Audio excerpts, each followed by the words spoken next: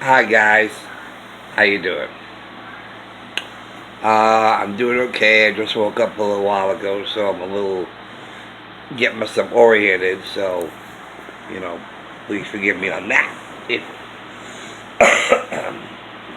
now, today, this morning, I want to talk about further in on Trumpism. Trump is Hitler. The concentration camp is down the border and the squad. First, AOC responds, "You are absolutely right. There's not a racist bone in his body.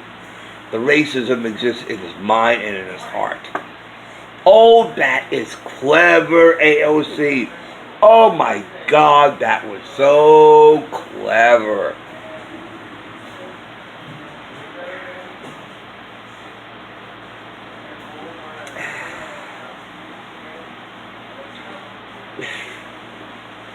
Now, I just watched a segment on Fox and Friends, and somebody who is who is black and is on part of President Trump's administration. She has worked with the man, and she knows he is not racist, not in the least. If he were racist, he would not be so happy and so proud that unemployment amongst blacks and Hispanics are the lowest ever. And he brags about how wonderful it is that there are more blacks working and more black people off of food stamps than ever before. Now, does that sound like a racist? Okay.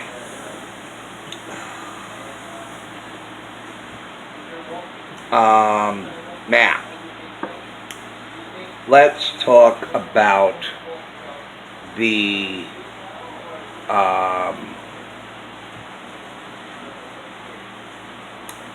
remark that the detention center down the border is a concentration camp. Okay. Does she even know what happened in a Nazi concentration camp? Now, I also ask you this. Really, how many deaths occurred at that detention center? Really? How many deaths? Yes, it's overcrowded. But that's because Congress failed to do what they could to fix the problem. And with Wayfair trying to send beds down there, their employees objected to it. And just now I learned that there's a bunch of protesters preventing the staff of ICE to enter their own building. Your guys are complaining about ICE. You guys want to abolish ICE. You guys are accusing ICE agents as being Nazi concentration camp guards. And you won't even let them do their job. You're keeping them from their job. All you people over at the ICE headquarters or whatever, and they have formed a protest line preventing them from going to work. Okay. Now, if you're complaining so much, wouldn't you want them to work? If you keep them from working, then the residents down there will be neglected. And you could say, see, you guys are the ones that kept them from doing their job. You guys are the ones who really exacerbated the problem by preventing them from doing their job. Okay. So then the people at the centers are neglected due to no staff caused by protesters preventing men from doing their job. Okay, so you guys have got everything screwed up in your minds. Okay, this is not the chicken and the egg. This is not, this is like, it's like a dog or cat chasing their tail, It's like, you're the ones who are making it worse. You're the ones who, and you will not legislate. All of you Democrats in Congress who refuse to legislate with something that will help. You would rather complain, sit on your butt and complain, and you guys are the ones who create the laws that can change this and improve this. And you guys would rather complain instead of actually working, coming up with legislature to help and fix the problem so that you won't complain anymore. You guys will be happy and say, look, we did something to help improve the problem, improve conditions, whatever. Wayfair wanted to send them beds down there. Their employees objected to it. Don't send them beds. Don't send them blankets. Let them sleep on the floor. That way we can continue complaining. Because we're so compassionate to the people down there, and the ICE staff is so cruel. But we, the compassionate Americans, the compassionate employees, object to Wayfair sending them beds to make them more comfortable. They have everything ass backwards.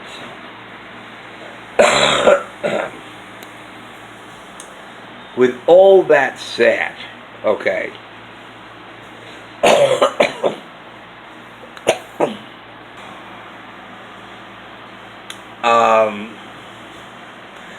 just how many deaths occurred down there? Really? Just how many deaths? A few kids, right? I think what I heard is the toll now is 3 kids, and they all died from complications due to the long trek through Mexico.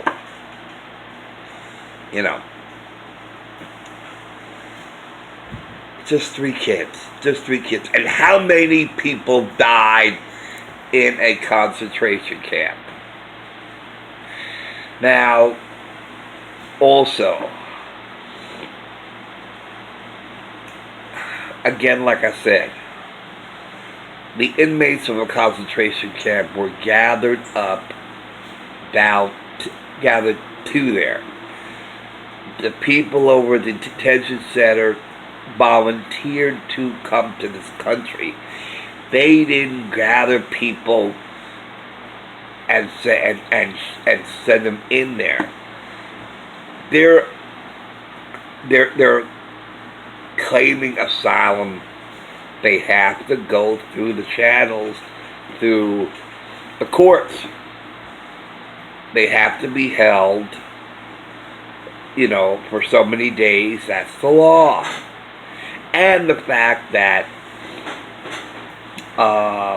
there are more people coming into the United States than the facility can hold.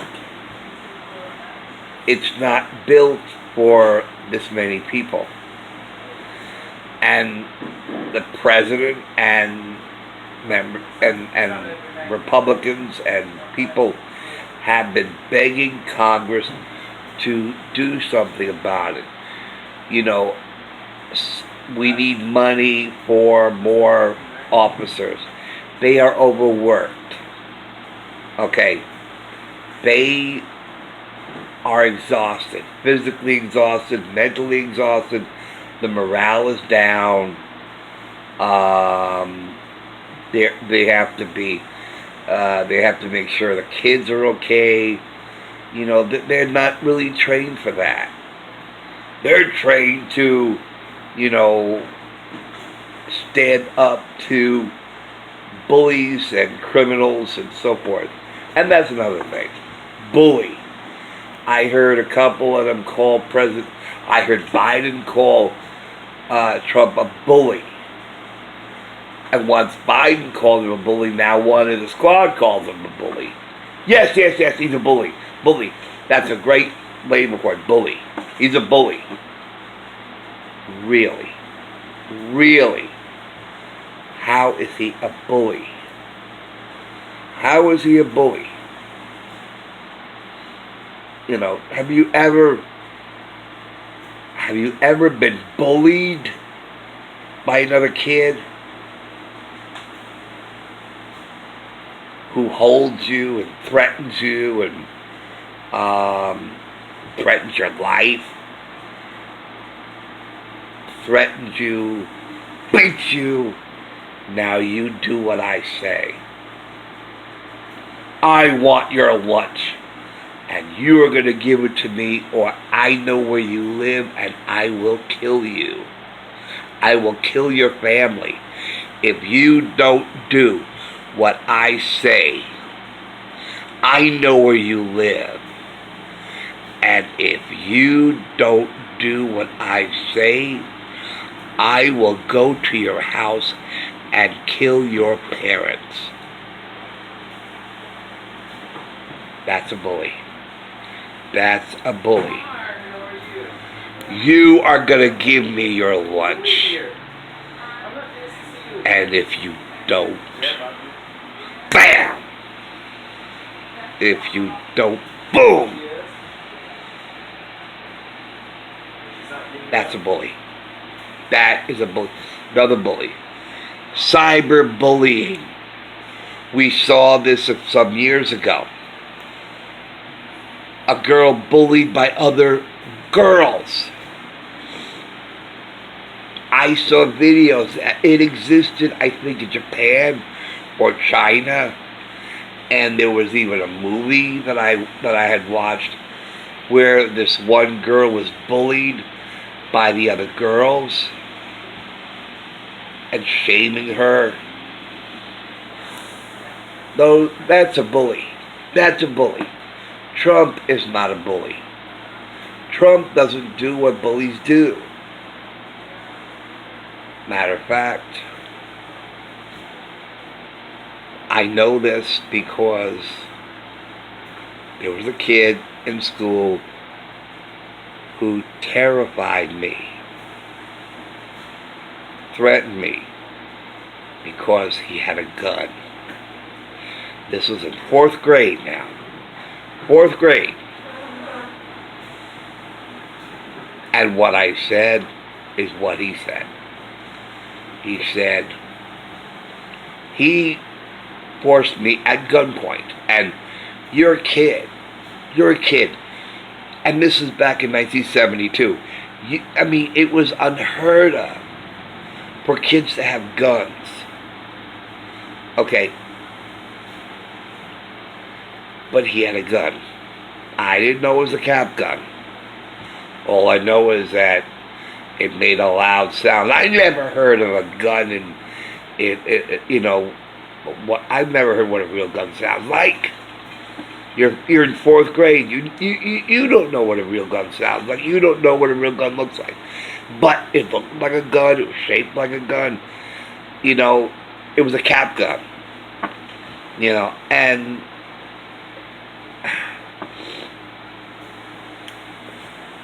he forced me at gunpoint. And then he had his friend. And then at one time, while he held me at gunpoint to walk with him, I got bold and I said, you know what, I don't think that's a real gun. And he said, oh yeah? Do you think this is not a real gun? And he takes it and aims it at his friend. And then says, wait, what are you doing? What are you doing? What? I don't see it. And then he shoots him, and then he falls to the ground. No blood, mind you, no blood. But you're in 4th grade, you know. You don't know that there's supposed to be blood coming out from when the bullet hits him. All I know is, bam, he goes down. And he turns to me and he says, do you still think this is not a real gun? And he had me go stand on a manhole cover on Tay Mill Road. This is something, you know, you don't forget. You don't forget this. Okay? You don't forget this.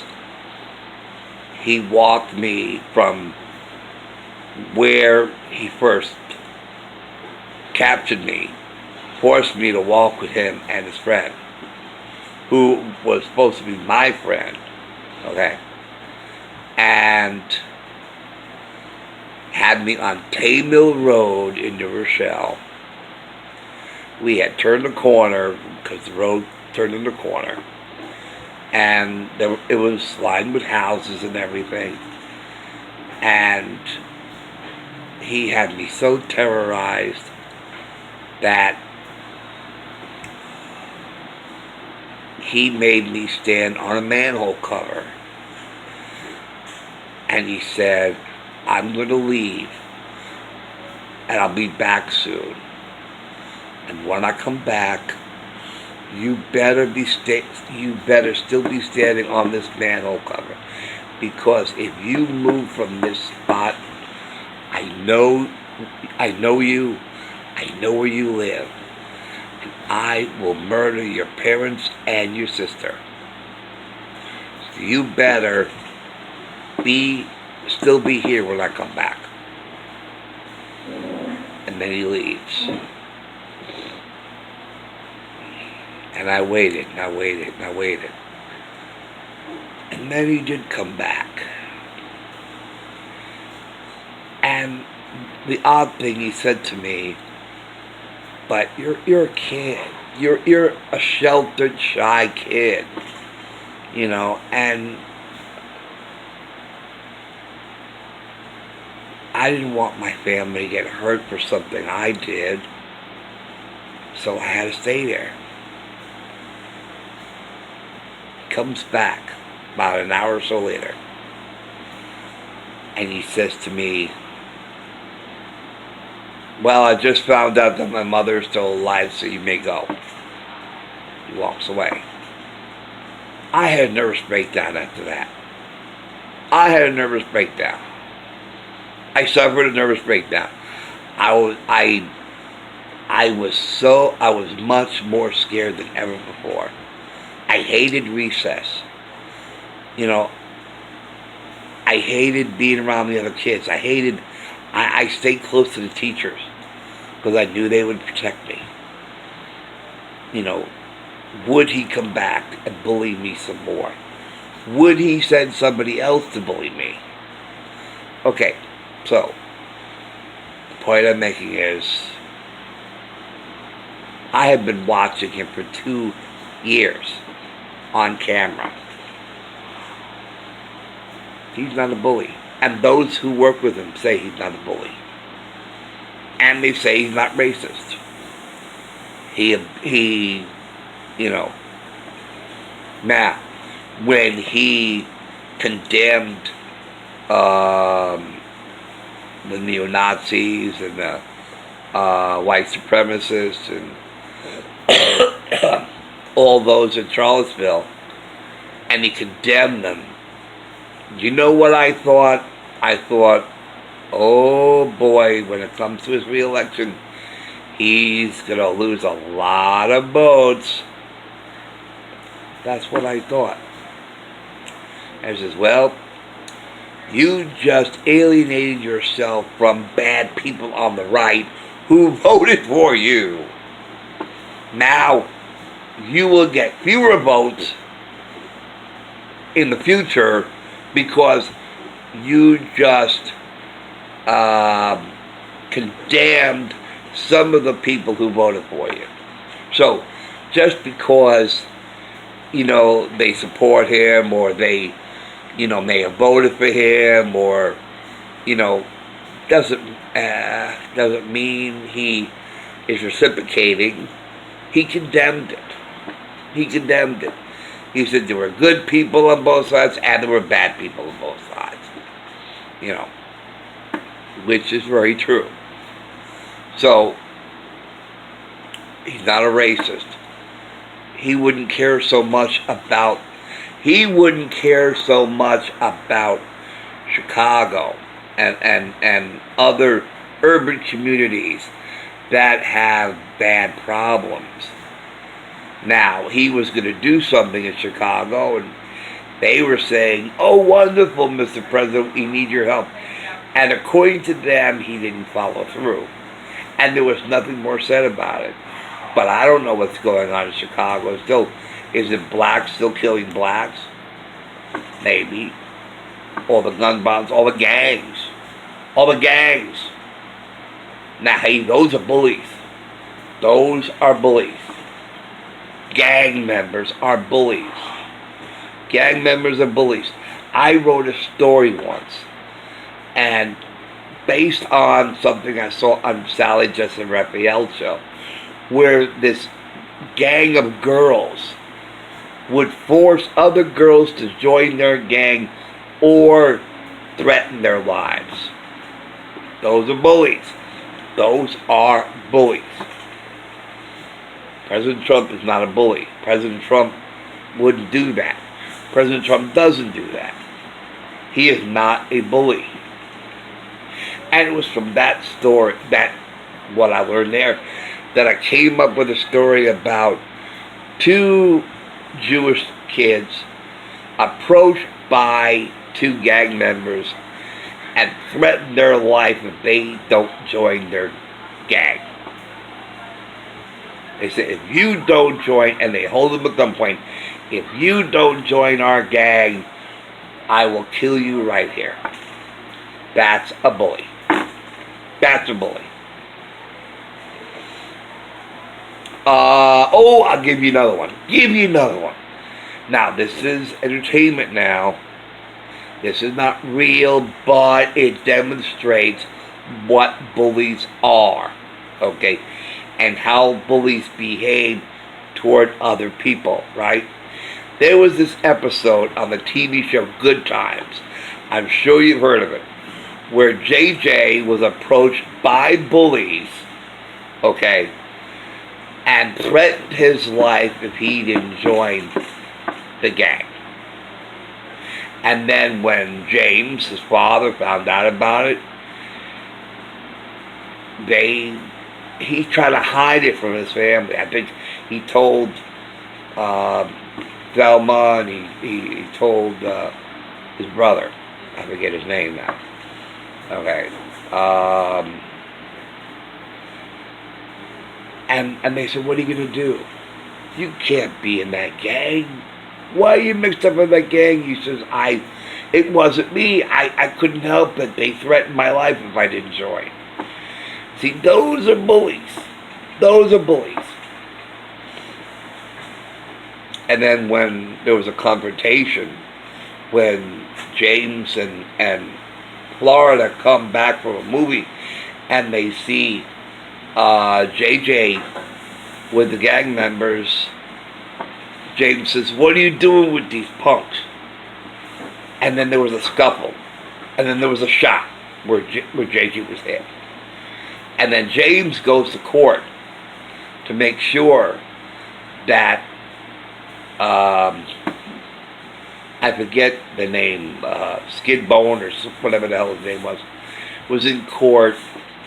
And he says, oh, you're here again, the judge says. And James was ready to really launch on the kid. And then right outside the court, when the courtroom, the kid's mother shows up, and he says, "You are such a disappointment to me," and the father apparently either died or left, and it was because of the lack of a male figure. I guess he became a bully after that.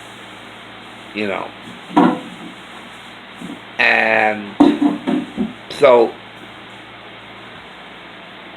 for many, many, many, many years, I understood what a bully is and how a bully behaves. And I've been watching President Trump for 2 years. And he's not a bully. He's not a bully. He didn't threaten the squad's life. He said, if you don't like it here, then leave. Like I left New York. I hated New York. I wasn't happy there. And that's why I left. I said, I hate New York. I can't stand it. I want to move. And so I left. And so President Trump is basically saying the same thing. If you are unhappy in the United States, then leave and go to another country where you're happy. Hell, when during the election, Cher and Rosie and so many other celebrities said, if Trump is elected president, I'm getting the hell out of here and moving to Canada. And guess what? They still stayed. They didn't leave. Okay, so they would not be happy with Trump as president, so they announced, I will leave this country. My friend is ready to leave this country out of fear, out of panic. Okay, but the point is, he's planning to leave this country. Okay, so I didn't like New York, I left. You guys don't like the United States, you leave. You leave. You're not happy here. Would you rather go to England? Would you rather go to France? Would you rather go? Just go wherever you want to go so you're happy. In the comment section, people are complaining and blah, blah, blah, blah, blah. It says, you hate it here so much. Why don't you go to another country? Why don't you go to other countries where you'd be happy? Nobody's holding a gun to your head forcing you to stay. Leave. Leave. Get a plane ticket. Pick a country where you'd rather live and fly over there and leave. Matter of fact, there's been some Canadians who moved to China. There were some Canadians who moved. What about that new Merkel? Not Merkel, but the young bride in England who just had a baby. She was from the United States. She left the United States and moved to the UK. Okay, maybe she hated it here and decided to leave. That was the whole point.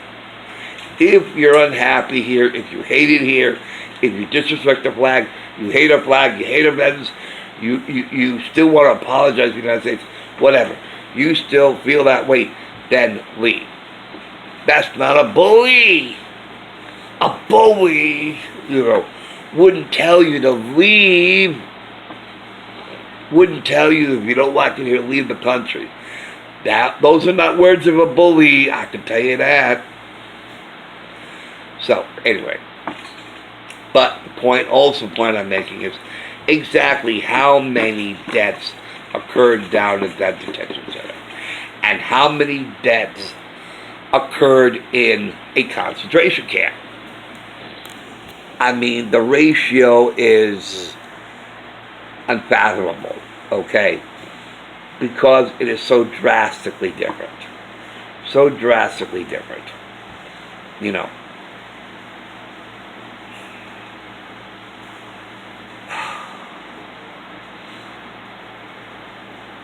Conditions are like the way they are because there's too many people there. If there are concentration camp guards and that is a concentration camp, wouldn't you think they would kill some of those inmates, not inmates, some of those people, or kill the I don't know, so that it wouldn't be so overcrowded. Wouldn't they do that if they were really acting like concentration camp guards and conditions are so overcrowded? Wouldn't they kill some of the people there so that it wouldn't be so overcrowded? And you know what else, too? There would be a mass grave outside the facility, which is what the Nazis did at the concentration camps. They dug these mass graves to put the corpses. There are no mass graves outside the detention center. None. They didn't have those people. I mean, okay, here's another thing. ICE, right? ICE rounded up the illegals to have them deported, which is basically what the Nazis did to Jewish communities throughout Europe, right? And shipped them to a concentration camp, right?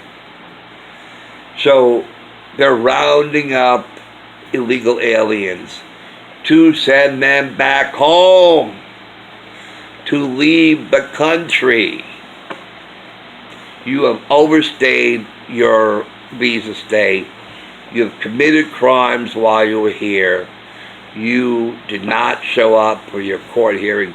The judge denied your asylum claim. So you have to leave. It's a deportation order. Saying you have to leave, not because of your skin color, not because of your race, not because of anything, but the judge ordered you for deportation because you have failed in your claim for asylum.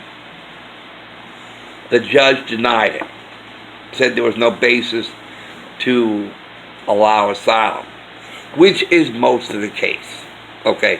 Because most of them want to get a little piece of the United States, or they've been bought, okay, so that the Democrats have more votes because they're losing voters. And more American voters are now becoming conservative. So they're losing their votes. They want to stay in power. Okay? This is not a conspiracy theory. God. If anybody's doing a conspiracy theory, it's them. With their silly Russian hoax. That's conspiracy, folks. That's conspiracy. That, Trump was elected with help from Russia. Oh, and he's got ties to Russia, and he's colluding with Russia. That's a conspiracy theory. We don't have conspiracy theories. We have facts. We call it alternate facts. No. You guys got alternate facts. We don't.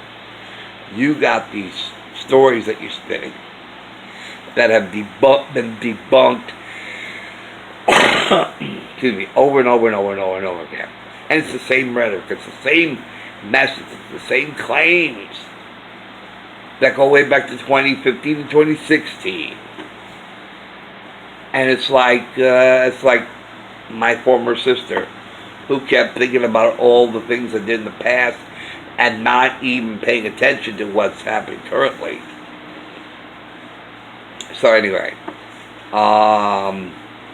so the Nazis rounded up the Jews and deported them to the concentration camps.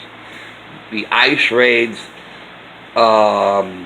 were judge ordered due to being denied asylum, is ordered to be deported back to their country. Nazis never did that. That's not what the Nazis did with the Jews when they went through deportation. Nope. Hell, they were gathering them from their homes to go out of their country to another country to a concentration camp where that is. ICE agents aren't doing that. Weren't doing that. They're gathering these asylum seekers who have been denied by the courts their asylum claims and ordered to deport back to their country. They're not going to die after they're being deported like the Jews did or happened to them. The ICE agents aren't sending the people they're gathering to their deaths like the Nazis did. They're sending them to their home country. By the time the ICE agents are done with these people, they will still be alive. And nothing will happen to them. As a matter of fact, as soon as they deport them to the country, base, say, oh, we're done with them. And they can fend for themselves or back in their country. They can do what they want to do. Nazis in the concentration camps never did that. ICE agents say, we're deporting you from our country and back to where you came from. From Venezuela, from El Salvador, wherever you came from, wherever your home is. And now, you're out of our country and we have nothing more to do with you. We're sending you back home. That's all they're doing. That's all they're doing. They're not sending them with their debts. That's what the Nazi deportation were with the Jews. That they were sending Jews to their deaths. Okay? And there was talk about going east. Oh, have you heard the stories about what happens when they ship us to the east? I hope they don't ship us to the east. Because we know there's some horror there. But that's not what the ICE agents are doing. They're just rounding them up, saying the judge denied your asylum claims and ordered your deportation back to your country. You came here to seek asylum, you filed, you went to the courts, we let you in our country while your case was being discussed. Based on your claims, they're denied, so you have to leave. So we're evicting you or deportation for no other reason than the fact that the judge has denied your claim for asylum. That's it. No race involved, no white people gathered like this one person wrote to me. Well, where there were any white people gathered. Who cares? That's not important. What matters is not the color of their skin, but the fact that the judge denied their asylum claims. The judge don't care what skin color it was. Criminals were more rounded up to keep our community safe. Okay. Because what about that office, that legal migrant officer that was killed by an illegal, right? And nobody talks about that. Nobody talks about what happened to their families. The angel moms who lost a son or a daughter to illegal aliens. No Jew ever did that to a German.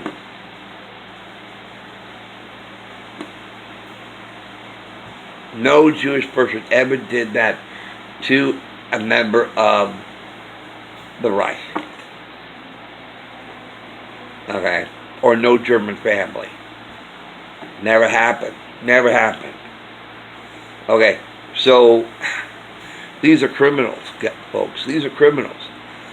MS-13 gang members and other criminals who come here and break our laws. And they are deported. And the separation of families, that happens in our country, folks. When the parents commit crimes and you enter this country illegally, it's like jumping a turnstile in the subway while other people are online to buy tokens. Okay, I rode the New York City subways, and there were more people standing in a long line to buy tokens, okay, than people jumping over the turnstiles to get a free ride on the subway. Okay, or we would be standing in line for tickets to see a movie. Nobody that I remember ever would cut around the line and have somebody else sneak them in. As is, I got in without paying a ticket, and you people are fools for standing in line to buy a ticket, and I'm getting it for free. So it's no different. You want to be here, you want to come here, we love to have you. We love to have you be a part of the American dream. But you got to go through legally. Like someone I know who came in legally. And they're legal citizens. They stood in line, filled out the applications to be citizens. And they were awarded to be citizenship. They didn't cut in line and get by crossing the border, okay, walking from Mexico into the United States. I tell you, there was one, I'm going to make this short because I'm going to run out of time here. I remember one video I saw in the Canadian-United States border. I think it was in New Hampshire, Vermont. I forget which state it was in. But anyway, it was a library. I'll never forget this. There was a library that was built right on the Canadian-United States border. And if you're standing in one part of the library, you're in the United States. And if you happen to walk to another part of the building, you're now in Canada. I said, damn, where's the border between the United States and Canada? Okay. So, how easy that is. Just walk. Just walk across. You don't have to get in line. You don't have to go through legal channels. Walk across. Cut in line and says, I got it in the United States before you. Ha ha ha. I got it in the United States before you did. Stand in line, sucker. Is that really who we want in our country? To break our laws? They broke our laws. They have to leave. Their asylum claims were denied. They have to leave. And they're not sending them to their deaths. They're sending them back to their country and wash our hands of them. Good, you're there. If you're so unhappy with your conditions, you do something to fix the problem. Just like we're trying to, but our Congress, our Democrat Congress, just don't want to help. They don't want to help fix the problem. They'd rather sit and complain, and bitch, and call names, and so on and so forth. And yet, they are failing their responsibility as lawmakers to create a law to fix the problem.